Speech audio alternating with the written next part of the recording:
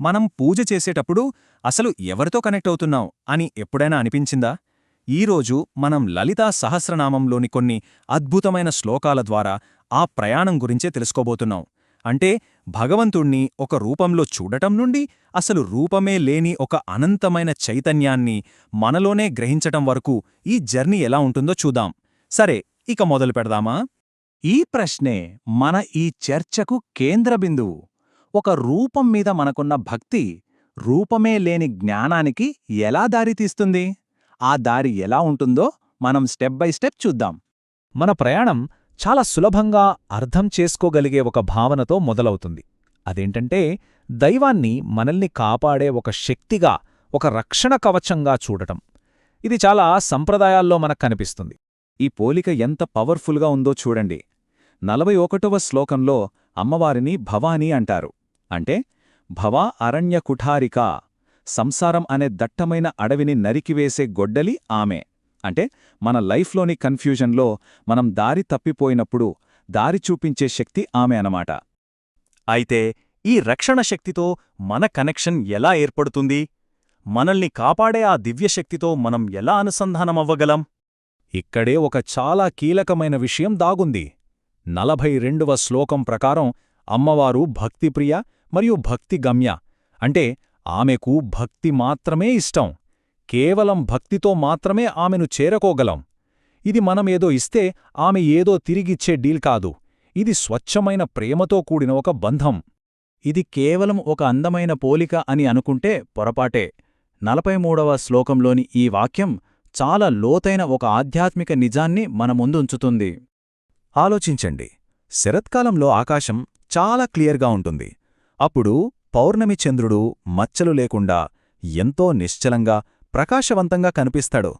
మన మనసు కూడా ఆలోచనలే మబ్బులు లేకుండా, అలజడులు లేకుండా అంత ప్రశాంతంగా మారినప్పుడు ఎలా ఉంటుంది? ఆ నిశ్చలత్వంలోనే మనలోని అసలైన దైవత్వం బయటపడుతుంది. ఇప్పటివరకు మన ప్రయాణం బయట నుండి లోపలికి సాగింది.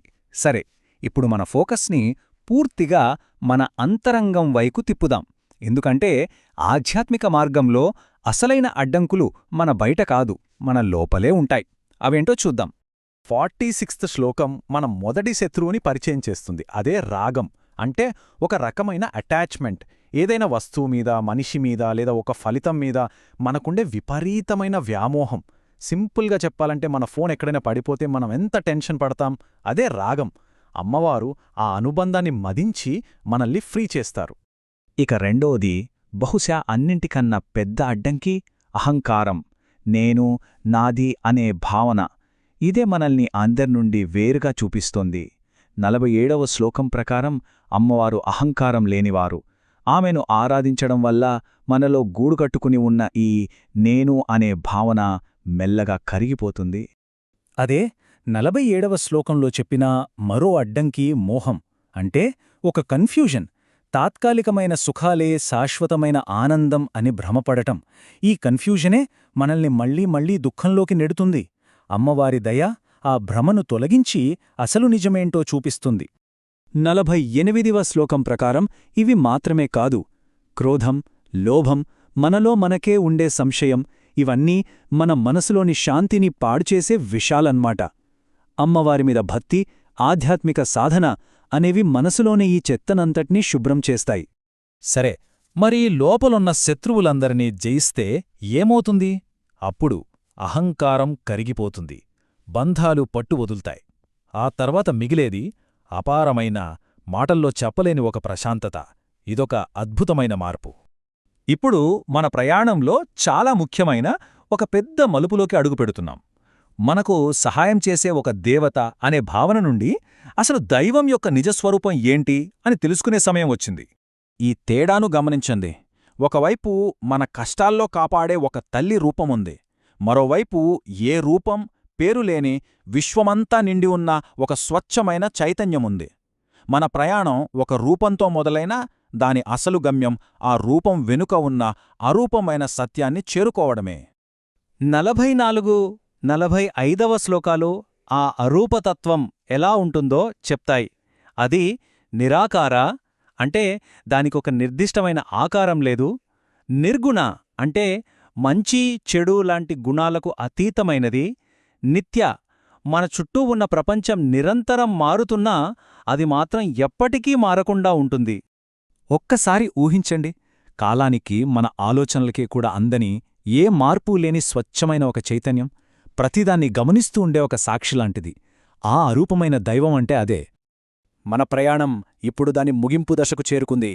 ఇప్పటిదాకా మనం బయట ప్రపంచంలో వెతికిన ఆ అద్భుతమైన సత్యాన్ని మన లోపలే కనుగొనే సమయం వచ్చింది. 49వ శ్లోకంలోనే అత్యంత శక్తివంతమైన పేర్లలో ఒకటి ఇది, మృత్యుమథని. అంటే మరణాన్ని కూడా నాశనం చేసేది, మరణాన్ని జయించేది. ఆ దైవిక చైతన్యానికి పుట్టుక, చావు లేవు. ఇక్కడే అసలైన జ్ఞానోదయం. ఇప్పటిదాకా మనం చెప్పుకున్న శాశ్వతమైన, మరణం లేని, స్వచ్ఛమైన చైతన్యం ఎక్కడో ఆకాశంలో లేదు. అది మనలోనే ఉంది. అదే మన నిజస్వరూపం, మన ఆత్మ. చూశారా, ఈ ప్రయాణం ఎంత అద్భుతంగా ఉందో! ఒక దేవత రూపంలో ఆరాధన మొదలై, విశ్వమంతా వ్యాపించిన అరూప సత్యాన్ని దాటి, చివరికి ఆ సత్యం మనలోనే ఉంది అని గ్రహించడంతో ఇది పూర్తవుతుంది. ఇవన్నీ వేరువేరు కాదు, ఒకే సత్యం యొక్క వేరువేరు స్థాయిలన్నమాట. ఈ విశ్లేషణను ఈ ఒక్క ఆలోచింపజేసే ప్రశ్నతో ముగిద్దాం. నేను అనేది ఈ శరీరం కాదు, మరణం లేని ఆత్మ అని గ్రహించినప్పుడు ఇక భయానికి చోటెక్కడుంటుంది? ఈ ప్రశ్న గురించి ఆలోచిస్తూ ఉండండి.